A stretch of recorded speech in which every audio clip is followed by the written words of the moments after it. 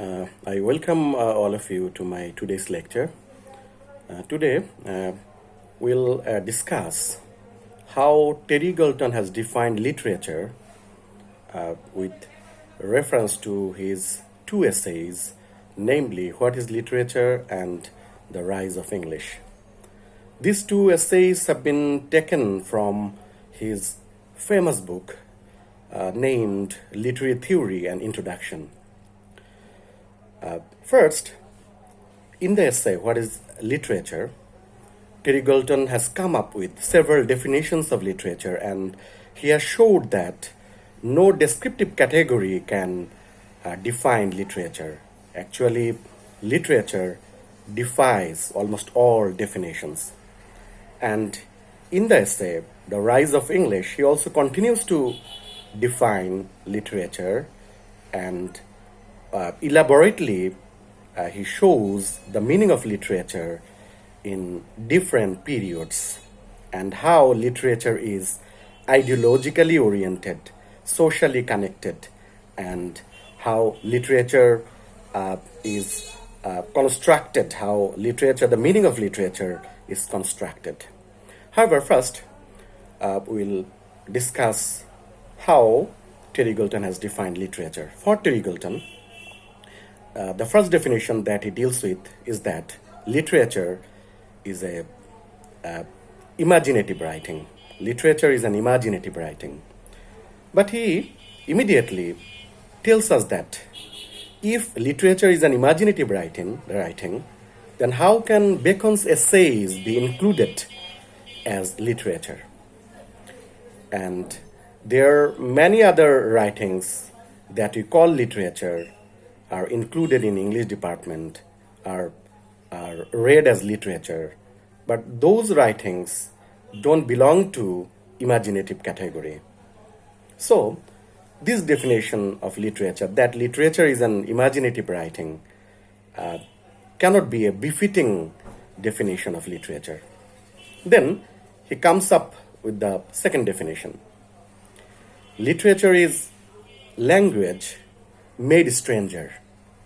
That means literature, according to Roman Jacobson, Terry Eagleton tells us that literature is an organized violence on everyday language. That means literature deviates from everyday language. Literature deals with language in particular manner. Literature is a dramatic way of saying something. This linguistic definition, actually, formalistic, Russian formalistic definition of literature, and this definition also cannot cover the whole range of literature. It's a linguistic definition and it focuses on the form of literature, and this definition can cover only poetry. It cannot cover other sorts of writing. So, this is a limited definition. It cannot take up the whole range of literature which you know today. Third definition, he deals with that. Literature is a non-pragmatic discourse. That means literature is a self-referential language, and literature talks about itself. It has no practical purpose. Literature is a non-pragmatic discourse. And this definition is also problematic to a larger extent because we know that many literary works have practical purposes. For example, George Orwell's novel 1981 and Animal Farm have the purpose of criticizing communist government and totalitarian regime. So, many pieces of literature have practical purposes. According to T.S. Eliot, this definition of literature also fails to define literature. Then he comes up with another definition. For him, literature is a fine writing. Literature is a fine writing. But the problem is that who will define what is fine? Who will define what is good? According to this definition, literature is a very dignified form of writing which has very innate property and universal characteristics and unchanging traits which will flow through the ages. And this definition takes up literature as almost a fixed category, almost an immutable term. This is also problematic because in one century, a piece of writing may be treated as literature. And another century, this piece of writing may be read as philosophy. So, this definition can also be a befitting definition of literature.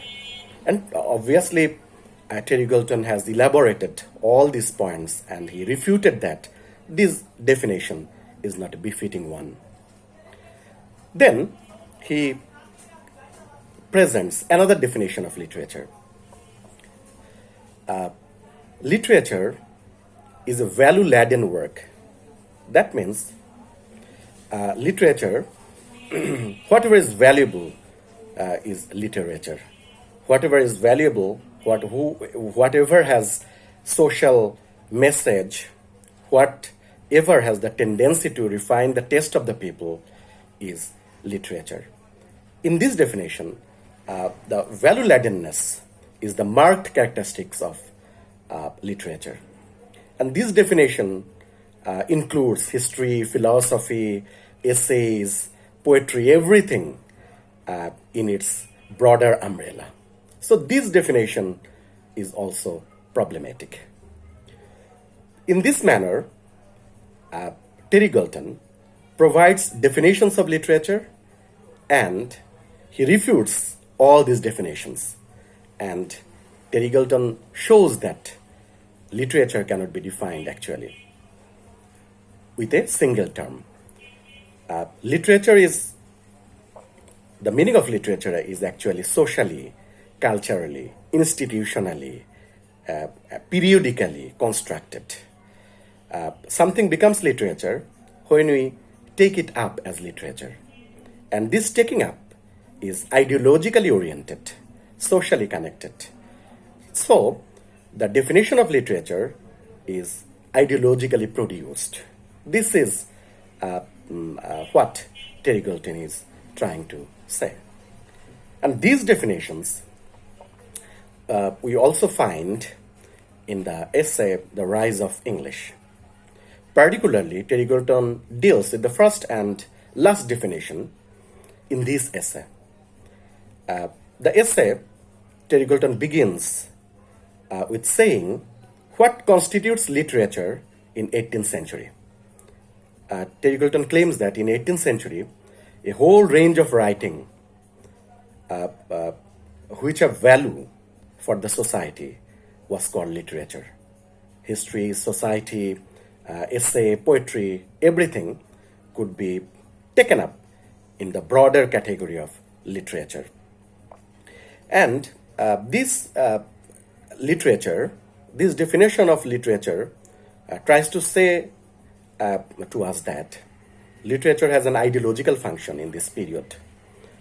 For example, in this period, 18th century, in 18th century, there was an emerging middle class, and they will have to be incorporated into the aristocracy into the ruling aristocracy. They will have to be incorporated into the ruling aristocracy. So their taste and temperament need to be refined and cultivated. They should know how to behave well. They should foster cultivated taste, and literature serve all these purposes during 18th century. So, in 18th century, literature means value-laden writings. But at the turn of 19th century, at the end of 18th century, and at the beginning of 19th century, the definition what we take up now as regards literature began to develop. Literature is imaginative writing. Literature is imaginative creation. Literature is felt experience, and literature is against hard fact. Literature is what does not truly exist in reality. Literature tells about something which is absent. And this definition of literature, according to Terry Eagleton, has political and ideological leanings. And in this period, Romantic period, the present day definition of literature has begun to crop up. And this definition of literature is not that innocent. In this period, the poetic is privileged over the prosaic. Whatever is poetic is literature. And in this period, the form poetry was reigning over other forms. And in this period, imagination was considered to be a political force, a force that can transform society. So, imaginative writing, literature as imaginative writing, was highly valuable and was highly important for the social change in this period. Thus, these are the definitions that Terry Eagleton present before us. That means we cannot define literature with a particular descriptive term.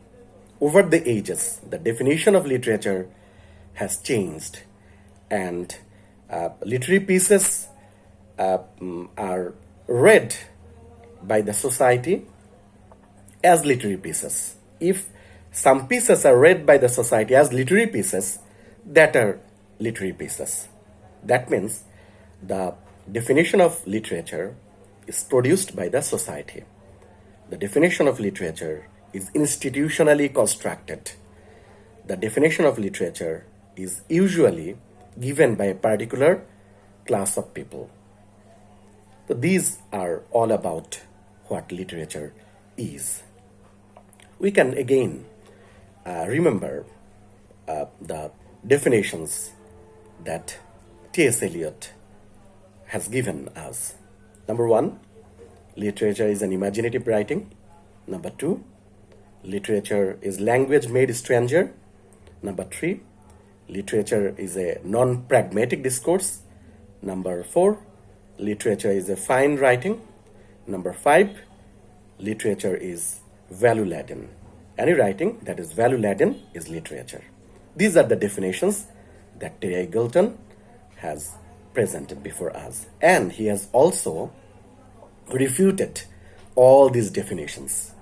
And he concludes that the definitions of literature are ideologically constructed. That's all for today. Thank you all for joining me.